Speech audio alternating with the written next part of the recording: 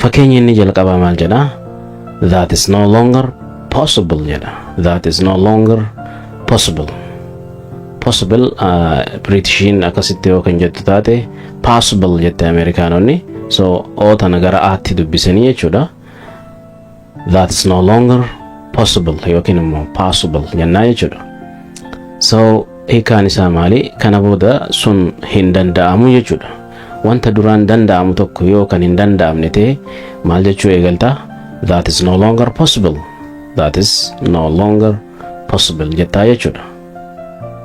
Kan itti aanu this is no longer acceptable. Isa kana akkam jennee dubbisna? Acceptable. Akkuma afaan Oromootiin gartan this is no longer acceptable. Acceptable jenna. Kuni kana booda maal hin qabu jechuudha? Fudhatama hin qabu jechuudha. Wanta duraan fudhatama qabu yeroo booda yoo fudhatama dhabe maal jettee haasofta? This is no longer acceptable jettaa jechuudha. Fakkeenya inni itti aanu this is no longer tolerable. Tolerable jennee dubbisnaa jechuudha kana. Akkuma agartan kana jechuudha. This is no longer tolerable jennaa jechuudha. Tolerable osoo hin taane xiqqoo ni dheerata. Tolerable. Okay? Kun immoo maal jechuudha? Kun kana booda waan obsamuu qabu miti. Obsa fixanneera yoo jedhe nam tokko fakkeenyaaf akkuma addunyaan beektutti nam tokko yoo obsa wanta san isa fixachiise hiriira ba'a. Akka biyyaa ta'e hiriira waan sanitti ba'a. Okay? Akkuma agartan kana hiriira ba'a jechuudha. So yeroo obsa fixattu jechuudha wanta kana kan jettu this is no longer tolerable. Okay? Kana booda waan kanaaf obsa yookiin botaan qabnu jechuudha. Obsuu hin dandeenyu jechuudha jechuudha. Kan itti aanu but not any longer. But not any longer. Kana jechuun maal jechuudha? Garuu kana booda miti. Kunis wantuma duraan tahuu ture kana booda garuu hin tahu wanni sun jechuu yoo barbaadde but not any longer. Kana booda garuu miti. Akka duraan beektu sanii miti jechuudha jechuudha. Kun immoo no longer required jedha. Required jennee dubbisnaa isa kana. Akkuma jala kaa'e kanatti no longer required. Okay? Maal jechuu kunoo? Kana booda hin barbaachisu.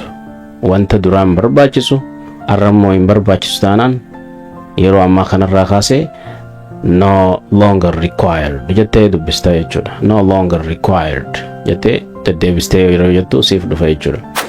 Kan itti aanu this is no longer a problem. This is no longer a problem. Kana jechuun wanti duraan rakkina ture, wanta rakkina ta'aa ture tokko erga furame kana booda wanti kun rakkina hin ta'u jechuu barbaaddu. Akka fakkeenyaaf wanti duraan nama rakkisaa ture yoo furmaata argate waan kana jechuu dandeessaa jechuudha. This is no longer a problem. Kun kana booda rakkoo miti jettee dubbachuu dandeessa. Kan itti aanu maal jedha? I no longer believe it. I no longer believe it. Akkuma agartan kana I no longer believe it. Maal jechuudha?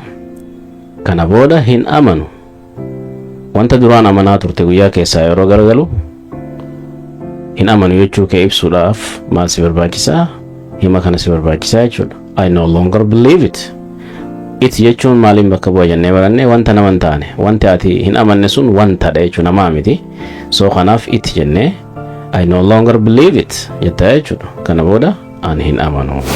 Okay? Yoo wanti ati hin amanne sun nama ta'e yoo nama ati kallattiin itti dubbachaa jirtu yoo ta'e I no longer believe you. I no longer believe you.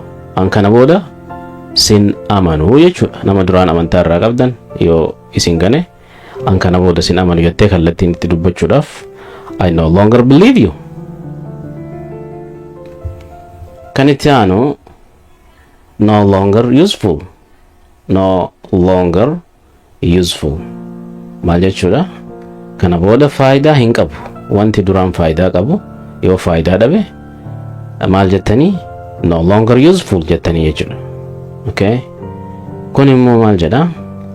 You are no longer my friend.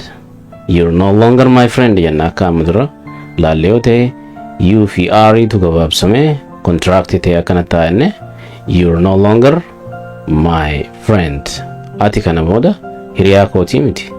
Isuma kana deebistee you're no longer my wife, you're no longer my brother jechuu dandeessa jechuudha. Itti fayyadamuu dandeessa. Jijjiiraa jechuudha isuma xumurarra jiru kana. Okay?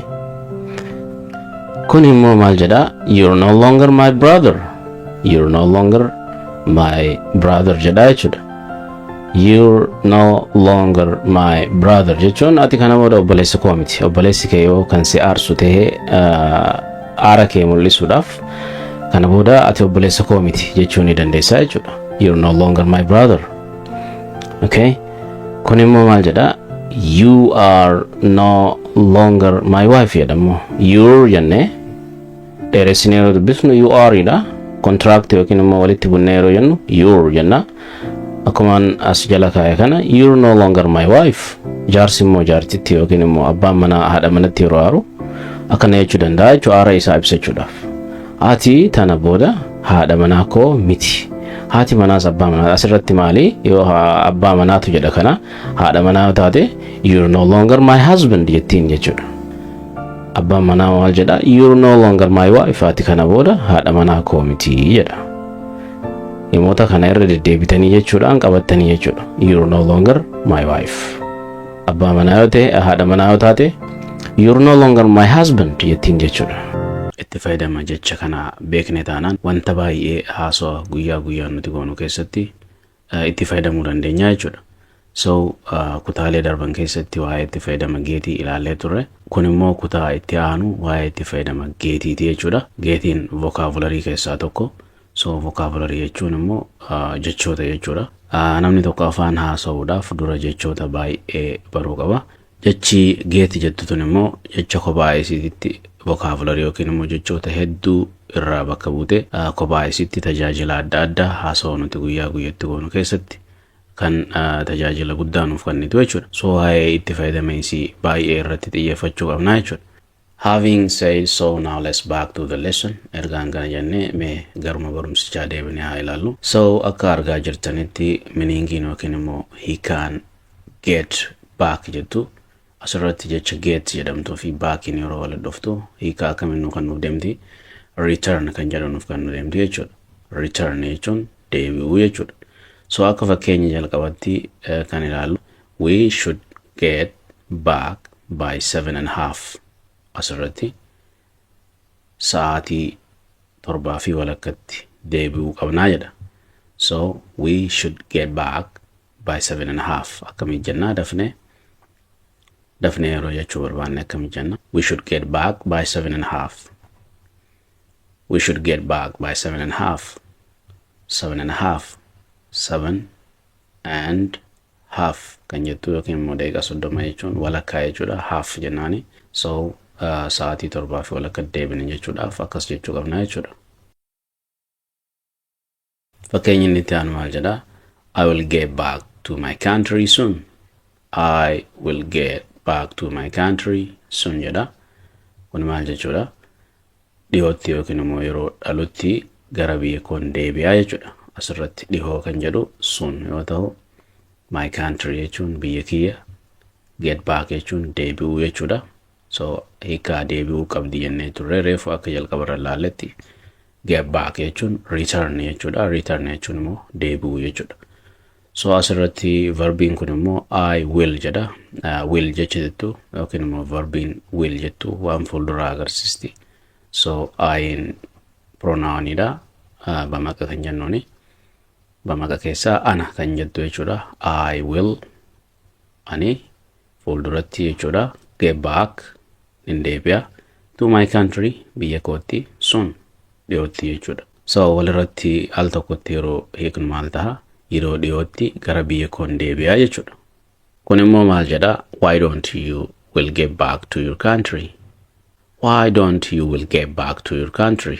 Jedha asirratti. Why don't you maaliif hin will get back to your country? Why don't you will get back maaliif hin deebine jechuudha ammasi to your country gara biyya keeti. Maaliif gara biyya tee yookiin biyya kee hin deebine? So jechi inni itti aanu geetii fi daawuniidha.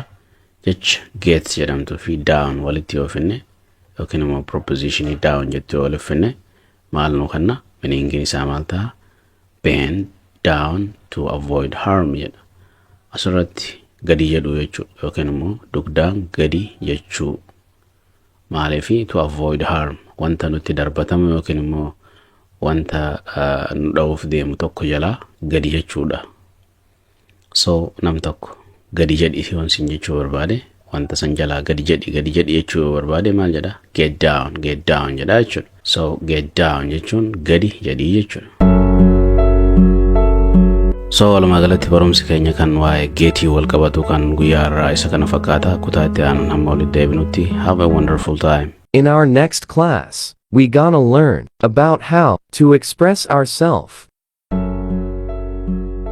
Kutaa irraa kanaanis Ingiliffaadhaan waa'ee mataa keenyaa akkamitti karaa salphaadhaan ibsachuu dandeenya kan jedhu ilaaluuf deemna. Akka viidiyoo kanatti jalqaba irratti suuraatu nu dhufa. Suuraan sun maal akka fakkaatu tilmaamu yookiin immoo geess gochuudhaan waa'ee suuraa sanii ibsinaa jechuudha. Waa'ee mataa keenyaatiin wal qabsiisne.